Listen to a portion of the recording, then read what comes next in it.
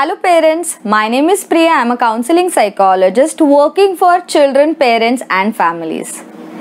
Today's topic is which parenting style you belong to. Nature and nurture both plays very important role in child development.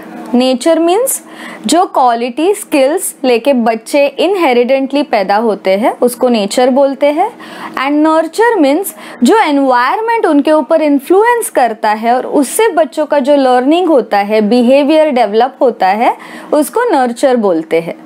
तो parenting style तो definitely बहुत important role play करेंगे in child rearing practice. तो आज हम समझेंगे कौन कौन सी पेरेंटिंग स्टाइल होती है और आप कौन से पेरेंटिंग स्टाइल को बिलोंग करते हैं. First parenting style, authoritarian parenting style. In authoritarian parenting style parents बहुत ज़्यादा इंपॉर्टेंस देते हैं रूल्स, रेगुलेशंस एंड डिसिप्लिन को. कम्युनिकेशन हालांकि काफ़ी कम होता है, expression of love and care भी काफ़ी कम होता है. Parent has lot of expectations from the children. They want their children to perform better and they want their child to excel in everything. If child can't fulfill all these demands, then they maybe punish the child with harsh punishment or they may become very strict with the child about certain things.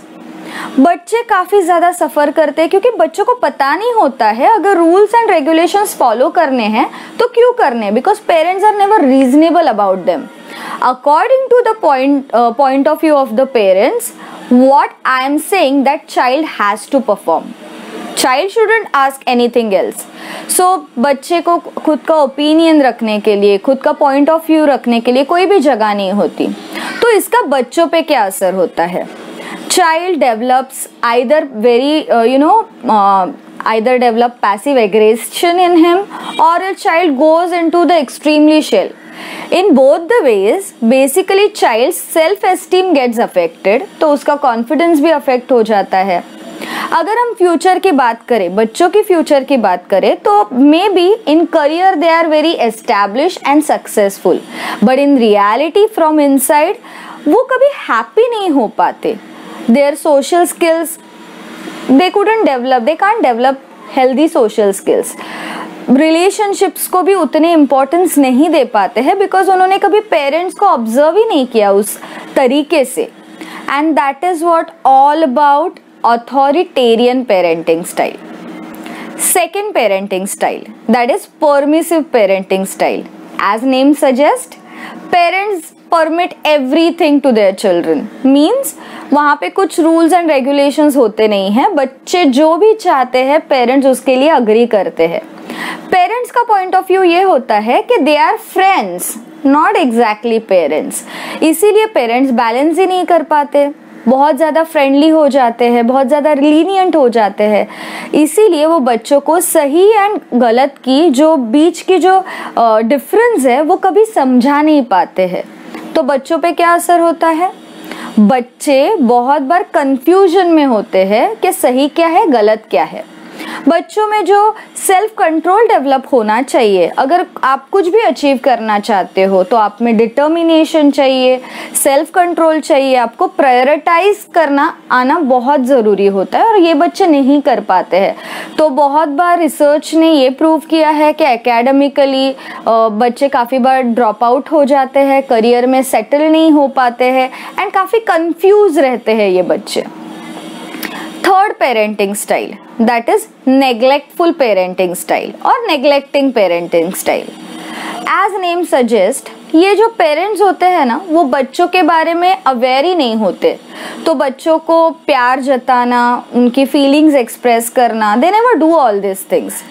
And बच्चों का जो basic needs होते हैं वो fulfil ही नहीं कर पाते because of the unawareness. सो इस सारी चीज़ों का बच्चों पे क्या असर होता है? बच्चे काफ़ी लोनली महसूस करते हैं, अलोन फील करते हैं. बच्चों को ऐसे लगता है कोई उनसे प्यार नहीं करता. They feel deprived of love and somewhere they goes into the complete confusion और एल्स आउटसाइड इन्फ्लुएंस काफ़ी ज़्यादा होता है ऐसे बच्चों पे. और ऐसे बच्चे इन फ्यूचर कहीं गलत कंपनी में जा सकते हैं, क्रिमिनल बैकग्राउंड में जा सकते हैं, सब्सटेंस अब्यूज, एडिक्शन में जा सकते हैं। ऐसे बच्चे काफ़ी ज़्यादा एग्रेसिव या फिर डिप्रेस्ड होते हैं, तो बेसिकली उनका जो फ्यूचर होता है, उनका जो इमोशनल मेंटल हेल्थ होती है, वो काफ़ी ज़्यादा अफेक्ट हो जाती है in this parenting style. And the last parenting style, that is fourth one, that is authoritative parenting style.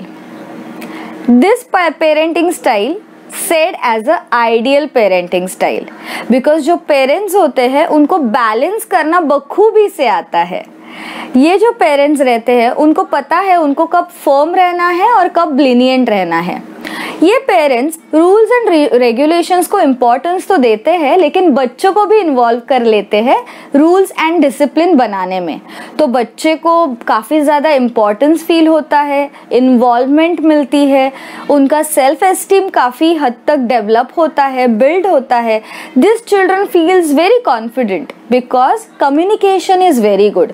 Parents have that warmth, love, care, and they express all these things in front of the children. So children feels yes, my parents are always there to support me and encourage me. बहुत बार ऐसे parents को बच्चों को harsh punishment देना या फिर strict behave करना, ये सारी तरीकों की ज़रूरत ही नहीं पड़ती, बिकॉज कम्युनिकेशन बहुत ज़्यादा स्ट्रॉन्ग होता है.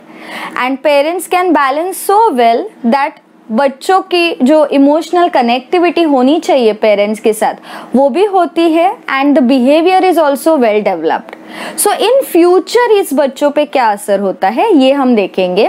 बच्चे काफ़ी इमोशनली इंडिपेंडेंट हो जाते हैं, हेल्दी हो जाते हैं, मेंटल वेलबींग उनकी काफ़ी अच्छी रहती है, करियर में फोकस कर पाते हैं, सक्सेसफुल होते हैं, सोशल स्किल्स काफ़ी अच्छी तरीके से डेवलप करते हैं, रिलेशंस को इम्पोर्टेंस देते हैं, उनको पता होता है हैप्पीनेस है क्या, and this children becomes very happy in their future. So ये हो गई चारों पेरेंटिंग स्टाइल. अभी आपको ये जानना है कि आप कौन से पेरेंटिंग स्टाइल से बिलोंग करते हैं. Thank you so much. Thank you so much for watching this video. Please like, comment and share, and don't forget to subscribe my channel.